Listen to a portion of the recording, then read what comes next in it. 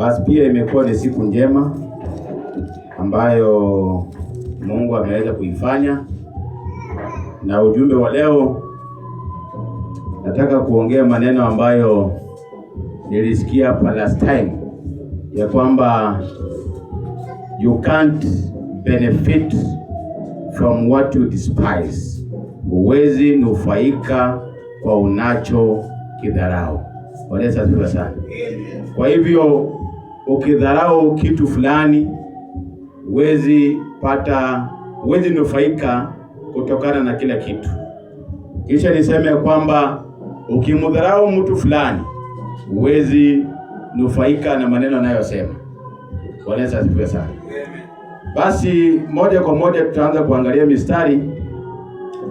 Ukisoma katika 2 Samuel kuanzia chapter 6 verse 16 na kuendelea, Biblia inasema ya kwamba Daudi alipokuwa analileta lile sanduku la agano, alikuwa wakifurahi zaidi, wakicheza. Na Biblia inasema kwamba Daudi akacheza kwa nguvu zake zote. Waleza ziwe sana. Daudi akacheza kwa nguvu zake zote, huku akirukaruka, akimtukuza Mungu, akifurahi kwa sababu yale ambayo Mungu alikuwa amemfanyia. Daudi alikuwa na mambo mingi ya kuweza kufurahia. Number 1, Daudi akikumbuka ya kwamba amekuwa akichunga kondoo, na sasa yeye ni mfalme. Alikuwa na sababu ya kuruka kuliko watu wote. Alikuwa na sababu ya kucheza kwa nguvu zake zote. Akikumbuka ya kwamba hili sanduku la agano limekuwa ugenini kwa siku nyingi, na sasa limewasili katika nchi ya Israeli, alikuwa na sababu ya kufurahia na kurukaruka. Biblia inasema kwamba akaruka kwa nguvu zake zote, akacheza kwa nguvu zake zote. Lakini bibi yake akawa anamchungulia kwa dirisha.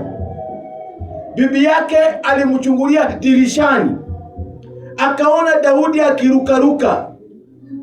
Biblia inasema kwamba akamdharau ndani ya moyo wake. Waleza ziwe sana. Akadharau mumewe ndani ya moyo wake. Mumewe alikuwa ni mfalme, mumewe alikuwa ni mchungaji, mumewe alikuwa ni mwalimu, mumewe alikuwa ni mkuu wa majeshi, mumewe alikuwa a very good dancer. Lakini yeye akamdharau ndani ya moyo wake. Ukiendelea ufike verse 23, inakuambia kwamba binti Sauli, yani Mikali, kwa sababu ya kitendo hicho hakuwahi pata watoto. Yani kwa kukasirikia mtu wa Mungu, kwa kudharau mtu wa Mungu, kwa kudharau mumewe, tumbo lake liweze kufungwa mara moja. Wanaweza ziwe sana. Hiyo ndio ilikuwa malipo ya yeye kudharau mtu ya Mungu. Yani hata kama ni mumeo, hata kama ni bwana yako, ukiingiza madharau, hata kama ni wazazi wako ukiwadharau, hata kama ni nchi yako ukiidharau, hata kama ni utawala wenye upo ukiudharau, hauwezi nufaika na huo utawala. Waleza ziwe sana. Kwa hivyo huwezi nufaika na unacho kidharau. Hao walikuwa naishi vizuri, lakini Mikali alipoingiza madharau na kuionyesha waziwazi, kwa sababu Biblia inasema number 1, alimdharau ndani ya roho yake. Na mumewe alipokuja akaenda kumlaki na kumwagia yale madharau, Daudi akamwambia kwamba kama ni mbele za Bwana nilikuwa ninarukaruka nikicheza, kama ni mbele ya Bwana, kama ni mbele ya Mungu, hiyo litaendelea. Waleza siku sana. Hiyo litaendelea. Kwa hivyo kama ni madharau itaendelea kuwa, Kama mimi ni kutokufanyia vizuri, basi inaendelea kuwa kwa sababu mimi nilikuwa namrukia Mungu aliyenyang'anya baba yako ufalme na kunipa ni mimi. Bwana Yesu asifiwe sana. Kwa hiyo tunaona kwamba maandiko yanaendelea kusema kwamba alipomdharau mumewe, tumbo lake liliweza kufungwa. Na ndio mwanamke wa pekee katika Biblia mzima ambaye ametajwa hakuwahi pata watoto. Shida ilikuwa gani? Shida ilikuwa ni kumdharau mumewe. Bwana Yesu asifiwe sana. Alafu pia nataka tuone mtu mwingine. Ukisoma 1 Samuel chapter 25 verse 10 and 11, Biblia inasema, na bali kuna mambo mawili ambayo huenda yalisababisha ugonjwa wake, hatimaye kifo. Kuna mambo mawili, hiyo ni mimi nimeweka hapo sasa. Kuna mambo mawili ambayo huenda yalisababisha ugonjwa wake kisha kifo chake. Number 1, kumdharau Daudi ambaye alikuwa mpako wa mafuta wa Mungu. Kwa sababu mkikumbuka Daudi ametuma vijana akaambia, nimesikia Nabali ako na sherehe, na endeni awapatie chakula kidogo mlete tukule. Maana wakati kondoo zake ama wanyama wake walikuwa pamoja na sisi hapa, tuliwalinda vizuri, hatukuweza kuwazuru. Kwa hivyo endeni mumwambie. Walipomwambia, Nabali akadharau Daudi, akatoa maneno ya kejeli, akatoa maneno ya dharau, akauliza Daudi ni nani? Who is David? Karibu aulize Daudi ni nini?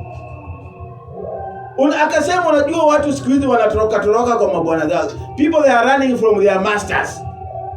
Huyu siwezi toa mkate wangu, siwezi toa nyama yangu, siwezi toa maji yangu niwapatie watu ambao wanakimbia ovyo ovyo.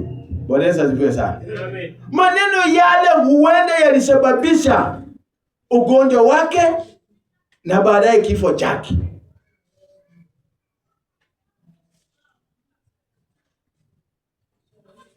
Jambo la pili ni Abigail alipomdharau mumewe, akasema Nabali ni mpumbavu jinsi jina lake lilivyo. Akamdhalalisha mbele ya mfalme, akadhalalisha mumewe mbele ya watu.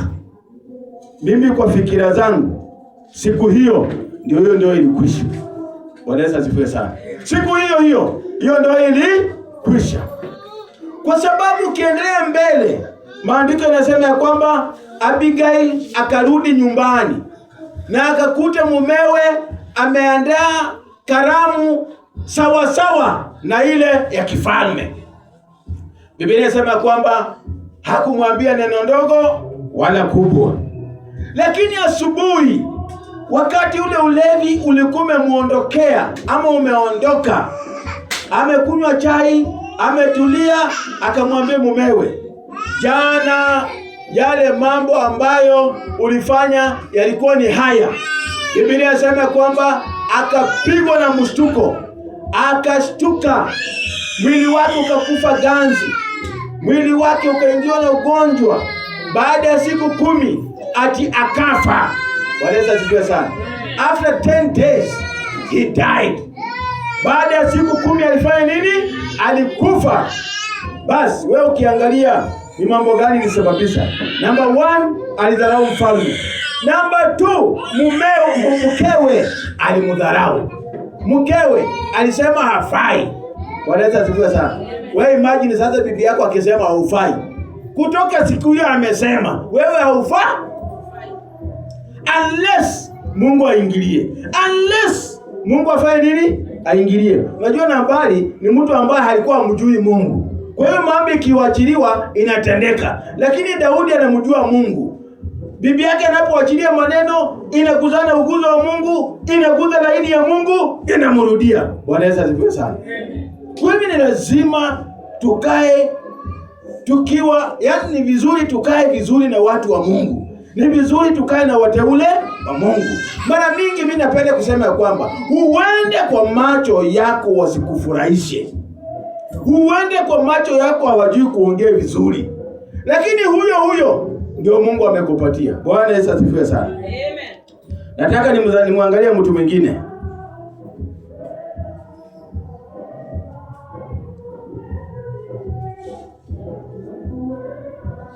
Biblia inasema katika Mithali 23 mstari wa 22. Inaonya watoto sasa. Yaani inaonya kina Bianca, inaonya kina Michelle, inaonya kina Lucky, inaonya kina nani mwingine? Au wote nawaonye, sema watoto msidharau wazazi wenu katika uzee wao. Waleza sikia sana. Kwa sababu Biblia inajua wazazi wanapofika wazee, wakati huo ndio wanaachilianga baraka. Bwana Yesu asifiwe sana. Wakati huo wanaongea maneno inafanyika mara moja. Na Biblia inasema pia mahali pengine, watoto mkiwadharau wazazi wenu, ya kwamba taa yenu itazimika. Bwana Yesu asifiwe sana. Taa itafanya nini? Ukifanya nini? Ukidharau wazazi, taa yako inazimika. Yaani mambo yako inaenda segemunege. Mambo yako haitaenda vizuri. Lakini ukiishi na wazazi vizuri, hata kama ni wazee, hata kwa macho yako unaonanga wanakaa sura mbaya. Unajua mtu akizeeka, sura inaanza kukaa vitofauti. Bwana Yesu asifiwe sana. Sura inaanza Mimi kuna mama moja alinionyesha picha yake akiwa msichana. Nikaiangama ya tatu nikamwangalia. Naangalia picha. Hata huyo mama kwa nini umestuka? Nikamwambia nimestuka. Kaniuliza kwa nini? Namwambia inakaa tofauti na wewe vile uko sahihi. Bwana Yesu asifiwe sana. Yaani akiwa msichana alikuwa mrembo wa ajabu. Alipozeeka ukiangalia picha unamwangalia. Bwana Yesu asifiwe sana. Kwa hivyo unajua watoto wakifika wakubwa wanaanza kuangalia baba yao hivi. Wanashindwa mama alikuwa anaangalia wapi? Akaenda kwa hii ndugu. Bwana Yesu asifiwe sana. Mama mtoto anaangalia baba hivi. Anashindwa mama, kwani mama alioa nyani, hakuona watu wengine. Bwana Yesu asifiwe sana. Yaani vile sura inavyokaa. Mpaka anasema kwa moyo, mimi ningekuwa baba, mama ningepita mbio sana. Ni kama nilikuwa nasikia anti yangu siku moja akizungumza. Abona mwana huyo bindi vya wandu wa doramba wale karabi hapo kula. Kwa Kiswahili inasema huyu mtoto yangu, zile vitu watu wanachagua mzuri wamechagua mzuri, ile mbaya ndio yeye anaoko. Sikutaka kuongea sana kwa sababu wanasema the beauty is in the eye. Bwana Yesu asifiwe sana. Mimi nimeiona mtu anataka kujinyonga, hata alimeza sumu. Na mtu mwenye anafanya ameze sumu, hata ukiangalia utaangalia mara mbili. Lakini the beauty is in the eye. Bwana Yesu asifiwe sana. Kuna mstari ambao pia nilizungumzia last time na pia nimeona pia ni vizuri niiguzia leo. Ni 2 Chronicles chapter 36 verse 16. Inasema kwamba Mungu kwa huruma zake, Mungu kwa kuhurumia watu, akatuma watumishi wake tofauti kwa ajili ya nia kutaka kuokoa watu, kwa ajili ya nia kutaka kusaidia watu, kwa ajili ya nia kutaka watu wakaanza kupona. Lakini Biblia inasema watu wakadharau watumishi wa Mungu, wakakejeli watumishi wa Mungu, wakaua watumishi wa Mungu, hawakutaka watumishi wa Mungu, mpaka hasira ya Mungu ikawaka. Kukawa hakuna msamaha tena. Ni kwa sababu gani? Ni kwa sababu watu wanadharau ambacho Mungu amepeana. So ukidharau kile Mungu amepeana, umedharau Mungu mwenyewe. Bwana Yesu asifiwe sana. Ni kama simba hapa. Apatiane nyama waniletee. Ni dharau ile nyama. Simedharau mwenye kuileta. Bwana Yesu asifiwe sana. Nikipokea ile nyama kwa furaha, hata mwenye kuitoa kesho yake ataleta ingine. Ukidharau hii, for example, kuna mama wawili walikuwa wamegombana, wamama wawili kwa plot. Na walikuwa wamegombania kamba ya kuanika nguo. Hii kamba zimekosanisha watu. Bwana Yesu asifiwe sana. Mpaka wengine wanasema sisi msamaha hakuna mpaka mbinguni. Mbinguni hakuna hiyo maneno. Maneno mnamalizia hapa. Bwana Yesu asifiwe sana. Mbinguni ni hesabu tu. Ulifanya hivi, ulilipwa hii. Huyu alifanya hivi, huyu akalipwa hii. Sasa wakaitana, hiyo maneno ikakwisha. Mama akaenda nyumbani. Akakuja na maharagwe, akakuja na mandizi, akakuja na njugu, akakuja na mihogo. Akaona wacha agawie rafiki yake. Akampelekea hizo vitu usiku. Asubuhi alipoamka akakuta zimemwagwa ndani ya mlango yake. Bwana Yesu asifiwe sana. Hii kumaanisha ya kwamba sio hii vitu imedharauliwa, ni mwenye kupeana hizo vitu amedharauliwa. Ni mwenye amepeana hizo vitu hatakikani ama hatakiwi. Bwana Yesu asifiwe sana. So najaribu kusema nini? Najaribu kusema ya kwamba unacho kidharau hakiwezi kikakusaidia. Na unapodharau yule mtu ambaye Mungu ametuma, umemdharau Mungu mwenyewe. Bwana Yesu asifiwe sana. Tuendelee mbele tusikie maneno. Ukisoma Mark chapter 6 verse 1 to 16, Biblia inasema kwamba Yesu akafanya miujiza ile nyingine yote. Unajua Biblia inasema kwamba mahali Yesu alienda alitenda mema. Akaona hii mema ambayo natenda ni vizuri, pia niende nitende huko kwetu. Akafika kwao. Lakini badala ya watu kusikiza injili, walianza maswali. Wakauliza, huyu ni nani? Huyu si ni mwana wa Yese? Huyu si ni mfundi wa mbao huyu? Tumekuwa tukimwona kwa ile kibanda ya mbao. Bwana Yesu asifiwe sana. Si ndugu zake tuko nao hapa. Ukisoma hapa inatajwa. Ndugu yake ni huyu, ni huyu, ni huyu. Na madada zake sisi kutoka hii mamlaka ametoa wapi huyu? Biblia inasema wakamudharau. So baada ya Yesu kudharauliwa kwao, maandiko yanasema kwamba hakufanya miujiza kwao. Ijapokuwa aliwekea tu watu wachache mikono wakapata uponyaji. Na mimi nataka kuamini wale wachache walikuwa ni wageni. Bwana Yesu asifiwe sana. Kwa sababu wenyeji walikuwa wameshamdharau. Unajua hata kuna mtu anaweza nunuliwa kitu, aulizwe imepeanwa na nani. Hata kuna watu na waisikia mwingine alinunulia mwingine gari, akauliza imeletwa na nani. Akasema fulani, akasema mrudishie. Bwana Yesu asifiwe sana. Amen. Rudisha hiyo gari. Rudisha hiyo. Kuna mahali pengine unaweza enda upewe ugali na nyama.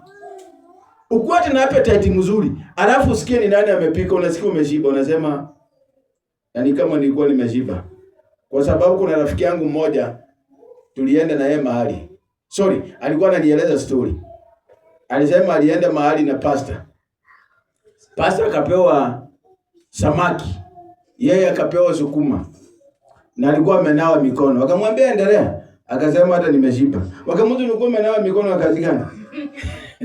Bwana Yesu asifiwe sana. Kwa sababu yeye aliona kudharauli. Lakini mimi nikamuuliza na pastor, si pengine mboga ilikuwa kidogo. Akasema hata kama ilikuwa kidogo wangegawa. Pastor kidogo na mimi kidogo. Sasa wanapatia pastor samaki mimi hata supu peke yake. Hawakunipatia. Kumaanisha mwenye kupika ile vitu alikuwa amedharau huyo jamaa. Bwana Yesu asifiwe sana. Kwa hivyo hakuweza kunufaika. Wacha niseme mambo mengine. Yesu alipokuwa pale msalabani, kuna wezi wawili nataka nizungumzie.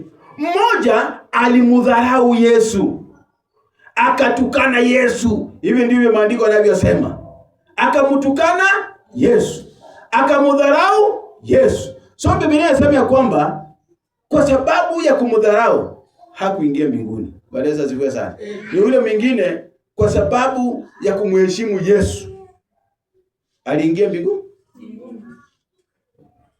Yesu akasema nabii hakosi heshima ile nyumbani kwao. Sasa mimi hapa naweza kosa heshima kwa sababu hapa ni kama home. Wanaweza zivyo sana. Hapa ni home. Hapa hata naweza pita hata nikienda Pandile kwa msalani watu wanaweza hesabu ni mara ngapi naenda huko. Ni dakika ngapi nimekaa huko. Kwa sababu hapa ni home. Kuna wakati tulienda na huyo Simba mahali kuhubiri huko nyumbani.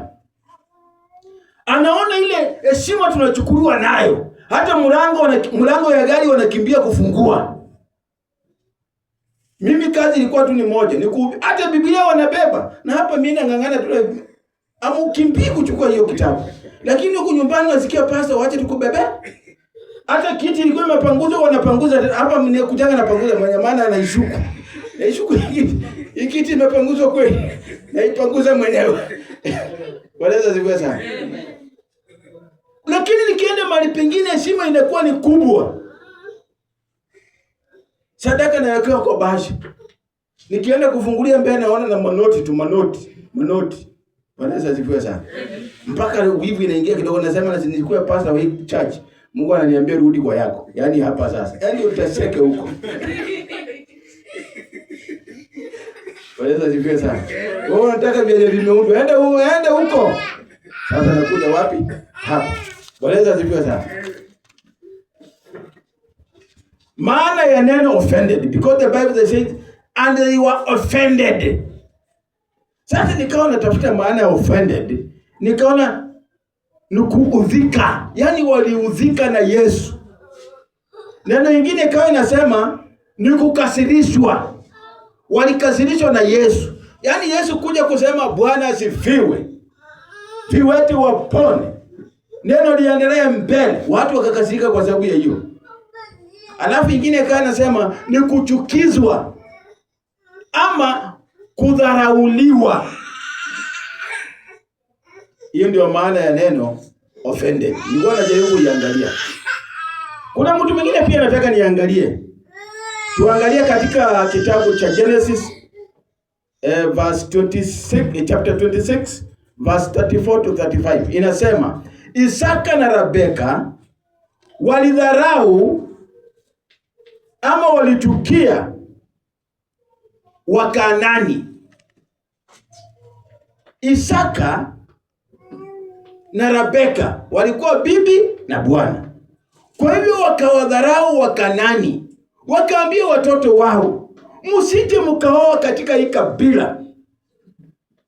Lakini Esau alipokasirishwa maana baraka zake zilinyakuliwa, alitaka kupanishi wazazi wao. Akaenda akaoa Wakanaani. Tena hakuwa moja, hakuoa moja, alioa wawili. Wakanaani wawili. Yaani ini maoni yangu sasa. Yaani mmoja adili na mama, mwingine wadili na baba. Baleza zifiwe sana. Kwa sababu Biblia inasemaje? Biblia inasema maisha yao, yaani maisha ya Isaka na Rebeka ikajaa machungu katika uzee wao. Baleza zifiwe sana. Amen. Kwa hiyo najaribu kusema ukizarau kabila fulani, alafu mtoto wako aende aoe ndani ya ile kabila, utakaa na machungu siku zako zote. Hivi ndivyo Biblia inavyosema. Waleza ziwe sana. Amen. Ati maisha yao yote, tena maisha ya uzeeni, ilijaa machungu.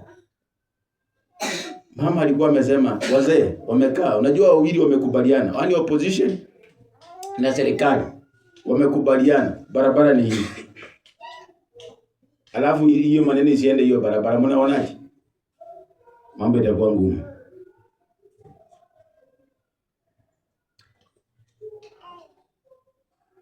Alafu unajua pia Esau alijaribu kufanya marekebisho, lakini Biblia haijataja kama yale marekebisho ilisaidia wazazi wao.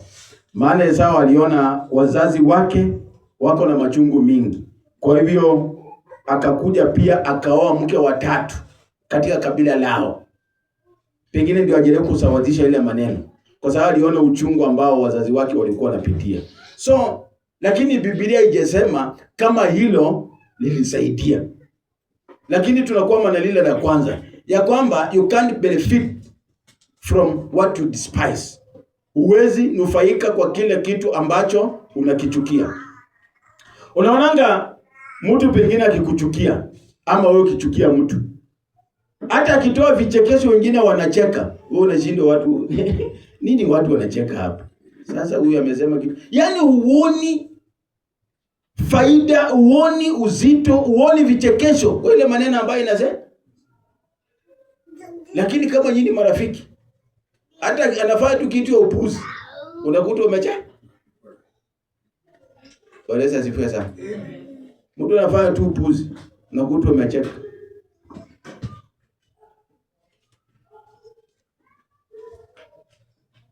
Kuna vitu nyingi ambazo sasa huwezi kunufaika nazo. For example, kama unadharau shule yako, huwezi nufaika. Kama unadharau wazazi, huwezi nufaika. Kama unadharau kazi yako, huwezi kunufaisha.